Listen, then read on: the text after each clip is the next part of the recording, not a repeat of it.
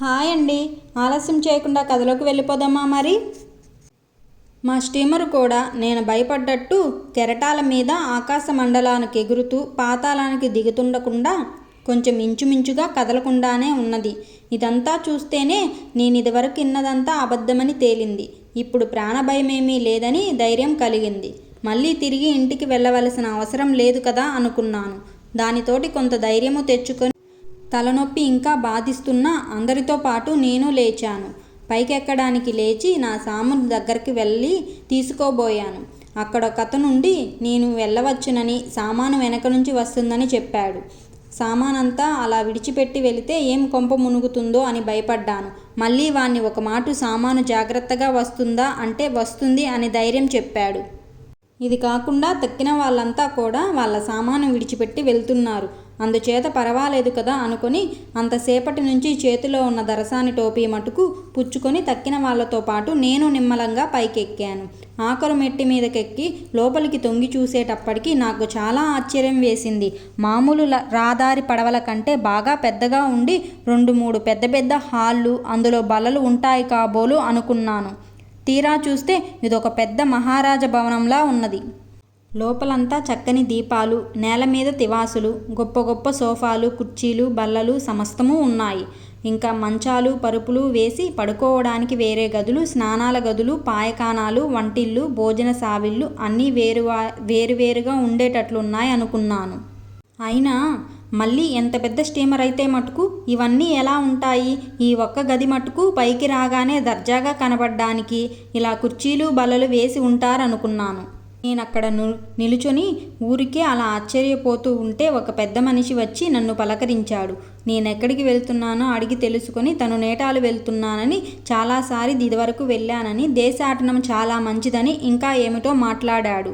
నాకు తలనొప్పి వల్ల అతను చెప్పేవన్నీ నా తలకెక్కలేదు. ఆ పైన రోజాస్తమయము తిండి లేకపోవడం వల్ల కడుపులో దహించుకుపోతున్నది. రొట్టెలు కాల్చుకోవడానికి ఓపిక లేదు. పోనీ ఎలాగో శ్రమ పడదామా అంటే వీలు కనపడదు. ఏమీ తోచడం లేదు. వచ్చేటప్పుడు ఇంకా కాసిన ఇడ్లీలు, అరటి పండ్లైనా తెచ్చుకున్నాను కాను అనుకున్నాను. ఏమిటంటే ఏమి లాభం? ముందు దారేమీ కనబడలేదు. ఆ నేటాలు వాడి దారిన వాడేదో వాగుతున్నాడు. కాసేపు చేతనైతే నోరు మూసుకొని కూర్చుందామనుకున్నాను. మా స్టీమరు కూత కూసి బయలుదేరింది. ఇంతలోనే గంట ఒకటి వినపడ్డది. ఆ గంట ఏమిటా అనుకున్నాను. నా పక్కనున్న నేటాలు సోదరుడు భోజనానికి వెళదాము రమ్మన్నాడు. నాకు ఆ మాటలను నమ్మబుద్ధి కాలేదు. ఏమిటి, ఎక్కడిది అని రెట్టించి అడిగాను. భోజనాల హాల్లోకి భోంచేద్దామా అన్నాడు. వాడి మాటలు వింటే నాకు చస్తున్న వాడి నోట్లో అమృతము పోసినట్టున్నది. పోతున్న ప్రాణం వెనక్కొచ్చింది. దేవుడింకా మన పక్షాన ఉన్నాడనుకున్నాను. స్టీమర్ మీద మనకు భోజనము ఎవరు పెడతారు, ఎందుకు పెడతారు, ఏమి పెడతారన్న సంగతేమీ ఆలోచించలేదు. ఏమిటో ఆహారం అంటూ కొంత లోపల పడితే, ప్రాణమంటూ కొంత నిలిస్తే తక్కిన సంగతులు ఆలోచించవచ్చు ననుకున్నాను. తిన్నగా నా స్నేహితుణ్ణి అనుసరించి నడిచాను. ఇప్పుడు చూసిన గది అనుకుంటే అంతకంటే తమాషాగా ఉంది ఈ గది. గదికి మధ్య పెద్ద పొడుగాటి బల్ల ఉంది. దానిపైన తెల్లని గుడ్డ పరిచారు. దానిమీద చిన్నని పింగాణీ పళ్ళాలు, గాజు గ్లాసులు, కత్తులు, చెంచాలు ఇంకా ఏమిటో ఎన్నో ఉన్నాయి. చిన్న గాజు గిన్నెలో వెన్న ఉంది. బల్ల పక్కన కుర్చీలు అమర్చి ఉన్నాయి. మేము ప్రవేశించేటప్పటికే కొంతమంది వచ్చి కుర్చీల మీద కూర్చున్నారు. మేము వెళ్ళి చేరి ఒక చిన్న కుర్చీ అలంకరించాము. కూర్చుని నా స్నేహితుణ్ణి ఈ కత్తులు, కటార్లు ఎందుకు భోజనము చేసే చోట అని అడిగాను. సిగ్గు విడిచి అడిగి తెలుసుకోకపోతే మాట దక్కేటట్లు కనబడలేదు. ఇంకో నిమిషానికి వడ్డన అవడము, భోజనానికి కూర్చోవడము సంభవిస్తుంది. ఇంకిప్పుడు వెర్రిమొహం వేస్తే బాగుండదు. అందుకని ముందే తెలుసుకొని ఉంటే మంచిదని యుక్తిగా నేను వట్టి అజ్ఞానుణ్ణి అని అతను అనుకోకుండా గడుసుతనంగా అడిగాను. అడిగితే పాపం ఆ పెద్ద మనిషి చెప్పాడు వాటి ఉపయోగము. ఇంక వడ్డన ఆరంభించబోతున్నారు. ఈ కత్తులు ఉపయోగించడము మనకు చేతవుతుందో కాదో చూద్దామనుకుని ఒక చేత్తో కత్తి పుచ్చుకొని చివర్ల పండ్లున్న చెంచా రెండో చేత్తో గుప్పెట్లో గట్టిగా పట్టుకొని గుణపు భూమిలోకి దింపినట్టు ఎత్తి రొట్టె మీద గుచ్చబోయాను. అలా కాదు, జాగ్రత్తగా, కంచం బద్దలవుతుందని నా స్నేహితుడు నిమ్మలంగా చెప్తూనే ఉన్నాడు.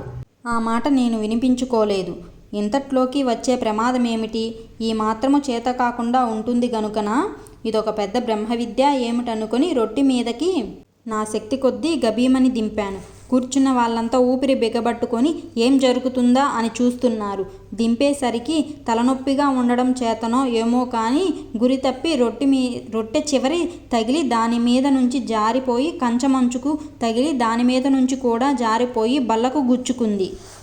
ఆ అదురుకి రొట్టె ముక్క జానుడు ఎత్తు ఎగిరి బలికి వెళ్తున్న మేకపిల్ల వీలైతే తప్పించుకొని పారిపోయినట్లు నా పక్కనున్న 4 కంచాల మీద నుంచి దాటిపోయి 5వ కంచం పక్కన దాక్కున్నది. నా కంచము కూడా నా బోటి వాళ్ళని అనేక మందిని చూసి ఉండలే.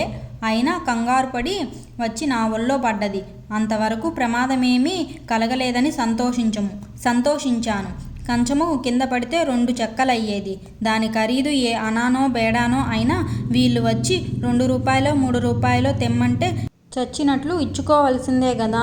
అలాంటిదేమీ లేకుండా తప్పిపోయింది. ఇవాళ లేచిన వేళ మంచిదేననుకున్నాను.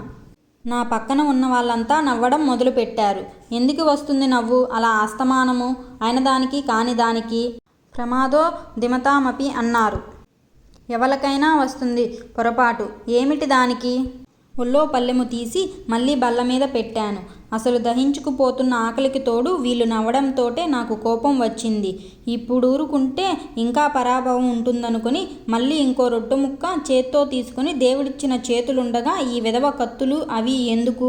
నా ఇష్టం వచ్చినట్టు తింటే వీళ్ళేం కొడతారా తిడతారా అని నా స్వతంత్రం తెలియపరచడానికి ఆ రొట్టె ముక్క వెన్నలో అద్దుకుని కొరుక్కు తినడం మొదలుపెట్టాను. నా పక్కనున్న అతను వద్దని సలహా ఇస్తూనే ఉన్నాడు. కానీ నేను లక్ష్య పెట్టలేదు. అది వరదాకా నవ్వుతున్నా తక్కిన వాళ్ళంతాను వాళ్ళకేదో నేను మహాపకారము చేసినట్టు నాకేసి కోపముగా చూడడం మొదలుపెట్టారు. చూస్తే నాకేమి భయమా? నేనంతకంటే కోపముగా వాళ్ళకేసి చూసి నా పని నేను కానిచ్చాను. 2 ముక్కలు నోట్లో పెట్టుకుని అవింకా పూర్తిగా గొంతుకు దిగాయో లేదో 3వసారి నోట్లో పెట్టుకుందామని చెయ్యెత్తాను. కడుపులో చేయి పెట్టి కలిపినట్టు కలవరము బయలుదేరి పెద్ద తాడిలావున డోకు వచ్చింది. చటాలున చేతిలో రొట్టె ముక్క కంచంలో పారవేసి నోటికి చెయ్యి అడ్డు పెట్టుకొని లేచాను. ఎక్కడికి వెళ్ళడానికి ఏమీ చేయడానికి తోచలేదు. అంతకంతకు లోపల నుంచి ఊరికే పెళ్ళగిల్లి వస్తున్నది. ఆపడానికి శక్యము కావడం లేదు. ముందు గదిలోంచి అవతలకు పోదామని గుమ్మానికేసి 2 అడుగులు వేశాను. లోపల నుంచి వస్తున్న ప్రవాహము నా చేతి నవతలికి తోసి కొంత బయటపడ్డది. మళ్ళీ చేయి అడ్డు పెట్టుకున్నాను. ఒక నౌకరు నా అవస్థ చూసి చటుక్కున దగ్గరికి వచ్చి నా రెక్క పట్టుకుని ఒక గదిలోకి లాక్కుపోయాడు. అక్కడ రైల్లో మొహం కడుక్కోవడానికి ఉన్నట్టుగానే ఏర్పాటు ఉన్నది. పూర్తిగా వాంతి అయింది. గడిచిన దినమంతా తిండి లేకపోయినా అంత పదార్థం ఎక్కడి నుంచి వచ్చిందో కానీ వారము దినములు తిన్నంత వెళ్ళిపోయి నోరు చెయ్యి శుభ్రముగా కడిగి వేసుకున్నాను. కడుపులో పేగులన్నీ నొప్పులుగా ఉన్నాయి. తల బద్దలవుతున్నది. కండ్లు తిరుగుతున్నాయి. కండ్లు తెరిస్తే ప్రపంచమంతా గిర్రున తిరిగిపోతున్నట్టున్నది. కాళ్ళు తేలిపోతున్నాయి. కింద పడిపోతానేమో భయం వేసి